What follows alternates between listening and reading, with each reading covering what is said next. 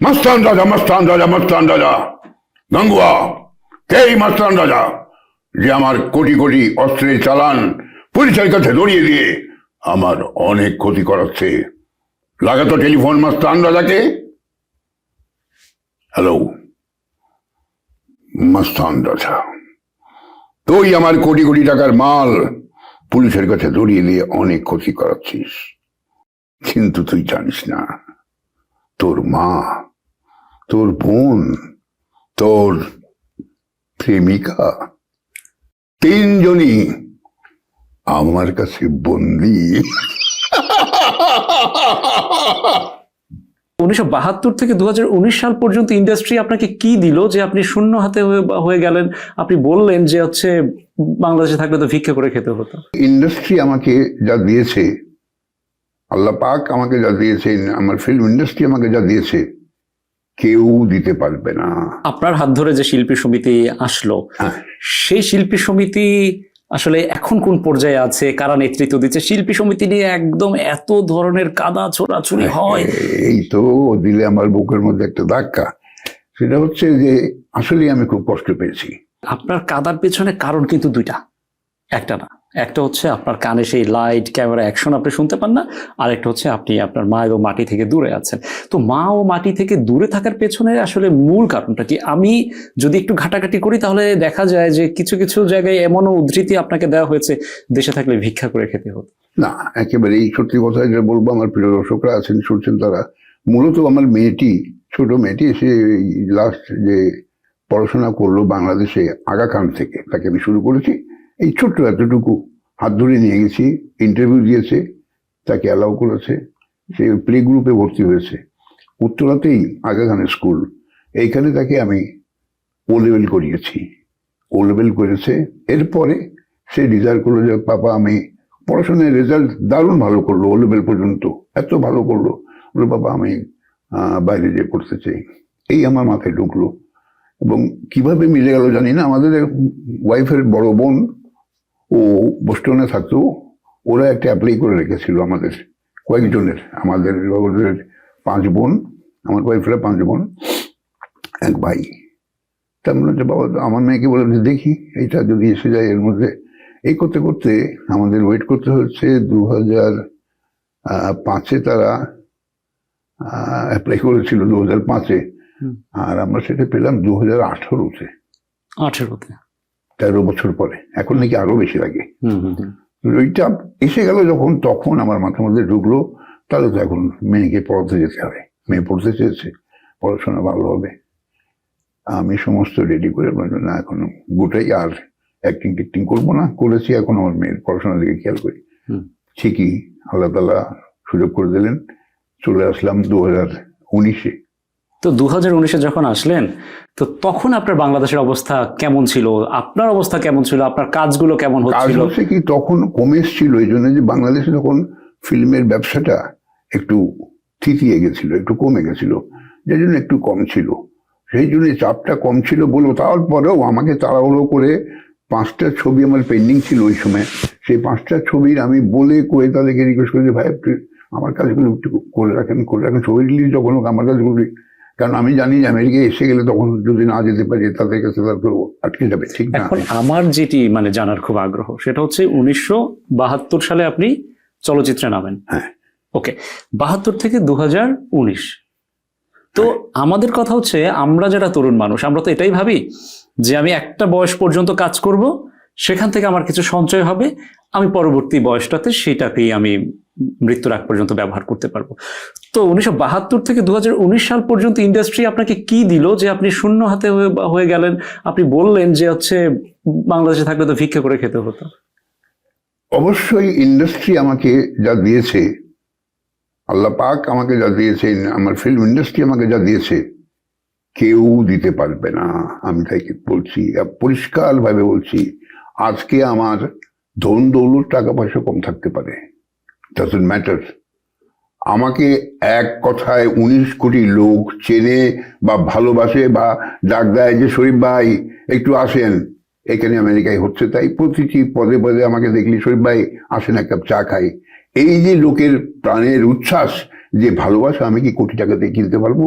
কিন্তু- কোটি টাকা কি আমার সঙ্গে যাবে না, আমাকে তো সব যা টাকা পয়সা দুনিয়ায় রেখে চলে যেতে হবে। তাহলে এই উপার্জনটা তো আমাকে আল্লাহ তাআলা দিয়েছেন, পারবে? যারা ডলার আছেন, আমি অনেক আমার বড়লোক বন্ধুদের এই রেফারেন্স দিই যে ভাই আপনার অনেক টাকা পয়সা থাকতে পারে, চলেন যাই ঢাকা বা রাজশাহী বা ময়মনসিংহে দুই জায়গায় দুইটা মঞ্চ বানাই, আপনি তো কোটিপতি লোক, তো চলেন দেখি কার মঞ্চের সামনে বেশি লোক থাকে, চলেন দেখাই। ও নিজে আগেই স্বীকার করে ফেলে, না ভাই পারবো না, আপনি জানি যে আর সব আপনার কাছে থাকবে, আমাকে কেউ চিনেও না, আসবেও না আমার কাছে। এই যে চিনেও না, আসবে না, এটাই আমার প্রাপ্তি, এটাই অর্জন। হ্যাঁ এটাই অর্জন। এটা ফিল্ম আমাকে দিয়েছে।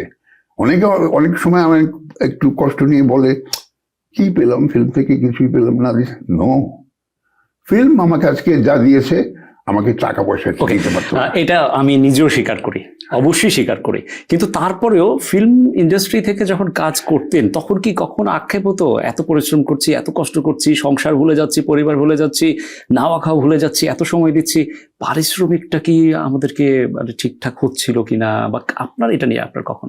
এই পয়েন্টটাই বলি, এই পয়েন্টটা হচ্ছে যে আমাদের একটা সময় এসে এই পয়েন্টে আমরা খেয়াল হয়েছিল, কিন্তু এতই মানে ছবির পিছনে আমরা ব্যস্ত ছিলাম যে ভালো ছবি হবে, ভালো অভিনয় করব, দর্শক জমজমাট হলে সামনে হবে, যে এই দিকটা খেয়াল করতাম না।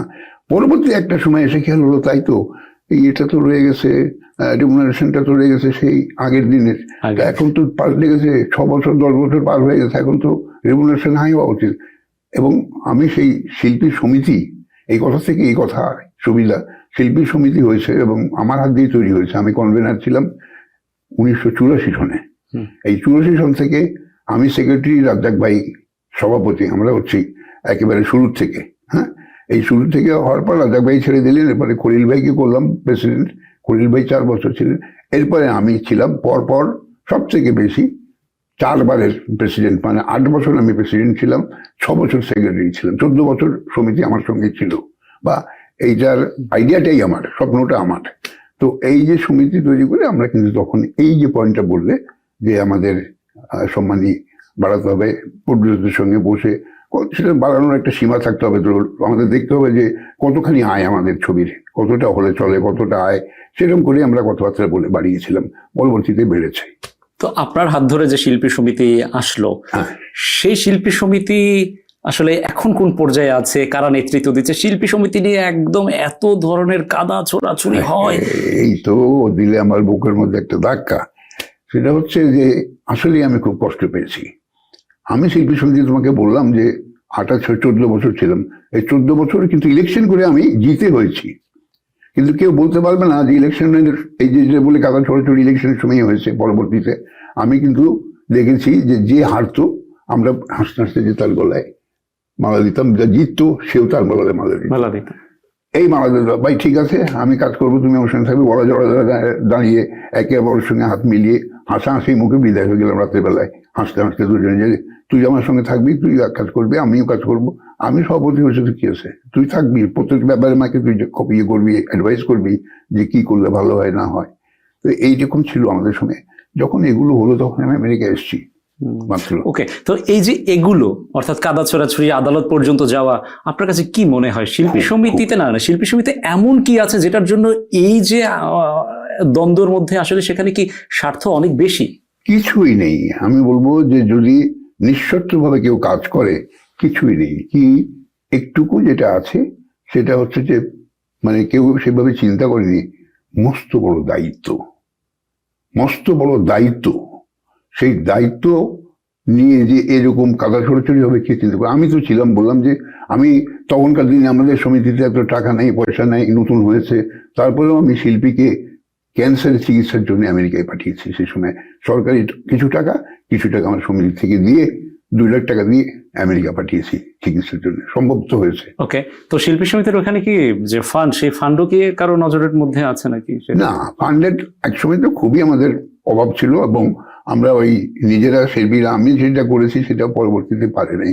আমি ঢাকা, রাজশাহী, খুলনা, চিটাগং বিভিন্ন জায়গায় শিল্পীদের নিয়ে যে ফুটবল, হয়তো চ্যারিটি ফুটবল, গান, সন্ধ্যের পরে গানের অনুষ্ঠান, রুনা লায়লা, সাবিনা ইয়াসমিন, এই সমস্ত নিয়ে অনুষ্ঠান করে প্রায় এক জায়গা থেকে 20 লাখ, 25 লাখ, 30 লাখ সেই সময় অর্জন করে ব্যাংকে রেখেছি। এই দিয়ে চলতো আমাদের। এটা আমার ছিল। তারপরে আজ পর্যন্ত আমি সবাইকে এখন লেগে বলি যে ওই তারপরে আর তো কেউ এই ধরনের কোনো উদ্যোগ নিল না যে কি করে সমিতির তহবিল মজবুত করা যায়, কেন হয়নি? না ভাই, কেউ পারে না, হয়নি। আমরা এটা কেমন কথা, পারে না, হয়নি, আমি করলাম কি করে?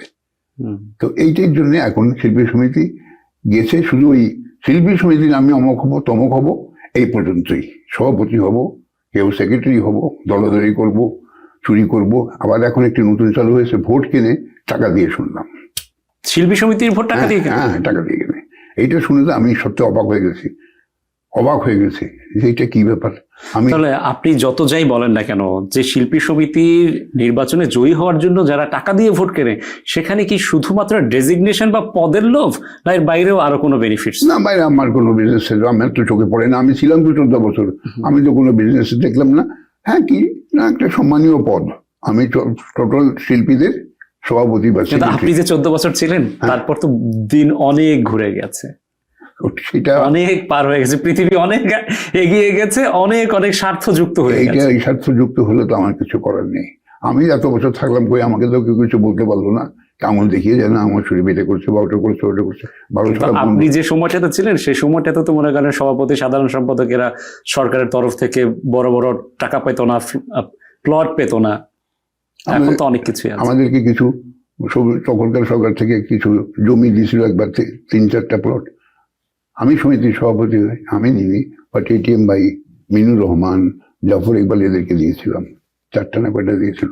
সবাই বললো যে আপনি সভাপতি। ভাই না, আমি তো নিতেই পারি না, কিরকম করবে? আমি সভাপতি, আমি যদি আগে নিই তাহলে বাড়িতে একেবারে জাহান্নামে গেল সমিতি। হ্যাঁ, যাদের বেশি প্রয়োজন তাদেরকে সবার নিয়ে মতামত নিয়ে তাদেরকে দেওয়া হয়েছিল। কিছুই করে না, কিন্তু এই যে দ্বন্দ্ব, দলাদলিটা তৈরি হয়ে গেল। তা নিজের হাতের গড়া যে প্রতিষ্ঠান, খুব সেটারই অবস্থা কতটা খুব কষ্ট লেগেছে আমার। আমি পরবর্তীতে যখন গেছি সবাইকে রিকোয়েস্ট করেছি যে ভাই তোরা এটা করিস না। খুব আমি লজ্জা পাই। আমাকে এখানে আমেরিকাতে আমি লোকের কাছে জিজ্ঞেস, লোক শুনবে এগুলি কি হচ্ছে আপনার শিল্পী সমিতিতে? আমি বললাম আমি তো আপনাদের সঙ্গে, আমাকে জিজ্ঞেস করেন কেন? বলে না, আপনাকেই তো বলবো, আপনি না এত বছর সব মনে রাখছে তো, আপনি এত বছর সভাপতি ছিলেন, এত বছর সেক্রেটারি ছিলেন। ওই সেই সময় তো একটা বাইরে টু শব্দ শুনতাম না, বাইরে শিল্পী সমিতির কথাই জানতাম না, কবে ইলেকশন হলো কি না হলো। এখন তো এটা একেবারে লোকের মুখে মুখে। শুধু লোকের মুখে মুখে বললে ভুল হবে, যে মানুষজন ফেসবুকে তারা পোস্ট দেন, হাসাহাসি করেন যে শিল্পী সমিতির নির্বাচন জাতীয় নির্বাচনের মতো হয়ে গেছে। খুবই দুঃখজনক, খুবই দুঃখজনক। দুঃখজনক। যাই হোক, আমরা আবার নিউ ইয়র্কে একটু ফিরি। আপনি যখন বললেন যে নিউ ইয়র্কে মানুষজন আপনাকে দেখলে সালাম দিচ্ছে, মানুষজন আপনাকে খুব কাছ থেকে পাচ্ছে, আমার না আপনাকে এত সহজলভ্য দেখতে আমার ভালো লাগে। আমি একটু বলে নিই, সেটা কি জানেন, আমরা যাদেরকে একদম উপরে রেখেছি, সব সময় একদম উচ্চ আসনে রেখেছি, সেই মানুষগুলো যখন একটু হাঁটতে গেলে, চলতে গেলে যখন আপনাদেরকে দেখে ফেলি না, মনে হয় না কেন এত সরাসরি দেখবো, একটু রিজার্ভ নয় কেন? আপনার কাছে এই বিষয়টা কেমন লাগে? না না, আমি এই ব্যাপারটা খুব অন্য চোখে দেখি। যে আমি বাইরে লোকজনের কাছে একজন ভয়ঙ্কর লোক, এরকম প্রথমেই অনেক মহিলা বা লোকে বলে, ভদ্রলোকই বলে, ভাই আপনাকে দেখে যে ভয় পেতাম, সিনেমা হলে আপনাকে দৃশ্য আসলেই আমাদের দাঁড়ায় ভয় লাগতো যে আপনাকে কিরকম লোক, আপনি যেরকম করে তাকান। আর এখন বলছে যে দেখে আপনার সঙ্গে কথা বলে একদম উল্টো লোক, আপনি তো জোরে কথাও বলেন, আমাদের সঙ্গে আস্তে আস্তে কথা বলেন। তা আমি বললাম ভাই ওটা তো আমার কাজ। ভয় ভাগাই দিচ্ছেন মানুষের, এটা কাজ। তখন আপনাদেরকে আমার ভয় পানো একটা কাজ ছিল, যে ভয় পাইতে হবে লোকে, না আমার কোনো দাম নাই, আমি কিসের কল নাও, আমার কথা কি হিরো শুনবে কেন? তো আমি সেই জন্য অভিনয়টা আমার করতে হয়েছে। কিন্তু আমি ব্যক্তি জীবনে একজন বাবা, একজন মানুষ, যেটুকু হওয়া উচিত সেইটুকুই। আপনাকে দেখলে আমি চেষ্টা করি সবাইকে দেখলে আগে সালাম আলাইকুম দেওয়া। এটা আমার একটা অভ্যাস হয়ে গেছে যে আগেই সালাম দিতে হবে, অসুবিধা কি? তো আমার স্টুডিওতে আমাদের যখন প্রোগ্রাম শুরু করতে দেরি হচ্ছিল, তখনই মোটামুটি একটু ভয় পাইয়ে দিয়েছিলেন। তো আমার মনে হচ্ছে আপনার না গলা ঠিক আগের মতোই আছে। তাও সবাই বলে। সেটা কি একটু আমরা মানে একটু আরেকটু শোনার চেষ্টা করব কিনা?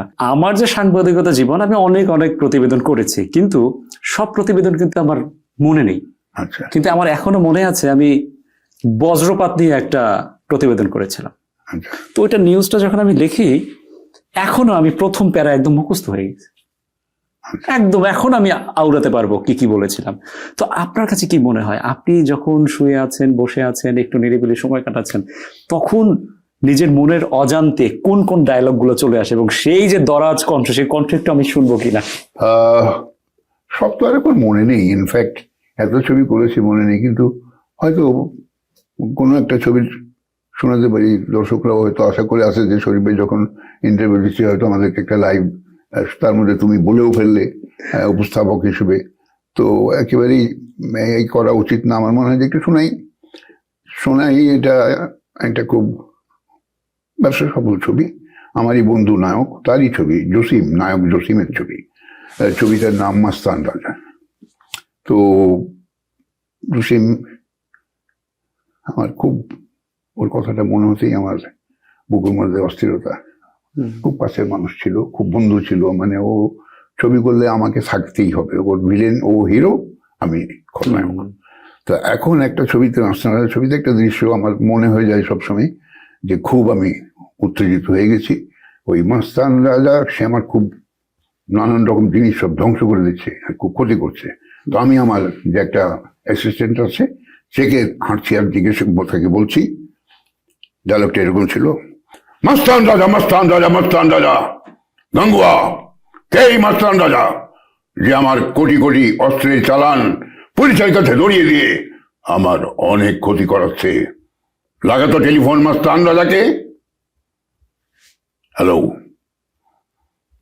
মাস্তান রাজা, তুই আমার কোটি কোটি টাকার মাল পুলিশের কাছে ধরিয়ে দিয়ে অনেক ক্ষতি করাচ্ছিস, কিন্তু তুই জানিস না তোর মা, তোর বোন, তোর প্রেমিকা, তিনজনই আমার কাছে বন্দী। বাহ বাহ। তো এই এই মা বোন প্রেমিকা, কত কত মা বোন প্রেমিকা আপনি বন্দি করে রেখেছেন? আসলে এই হচ্ছে আমার একটা অভিনয় দেখলাম, তোমাকে মনে হয়ে গেল, খুব আনন্দ পেলো মনে হয়। আমি নিজেই তো একদম ঢুকে গিয়েছিলাম, বুধ হয়ে গিয়েছিলাম, যেটা একদম সত্যিকারের চলচ্চিত্র দেখছি। রাইট, এই তো আমাদের জীবন এরকম, যেটা করতে হয়েছে সেটা দর্শককে বোঝাতে হয়েছে যে আসলেই আমি তখন ওই মানুষ।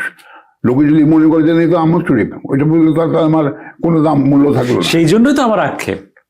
আমি তো মানে আপনাকে চেয়েছি সবসময় ওইভাবেই, যে আজকেও আমি আপনার সামনে কেন থাকবো, আমি তো ভয়ের মধ্যে থাকবো, আমার ভয় কেন ভেঙে যাচ্ছে, এটা নিয়েই তো আমার দুঃখ। এই যে এখন একটু ভয় পেলে মনে হয়, একটা ভয় পেয়েছে। হ্যাঁ একটু পেয়েছে। ATV USA, বিশ্বজুড়ে বাঙালিয়ানা।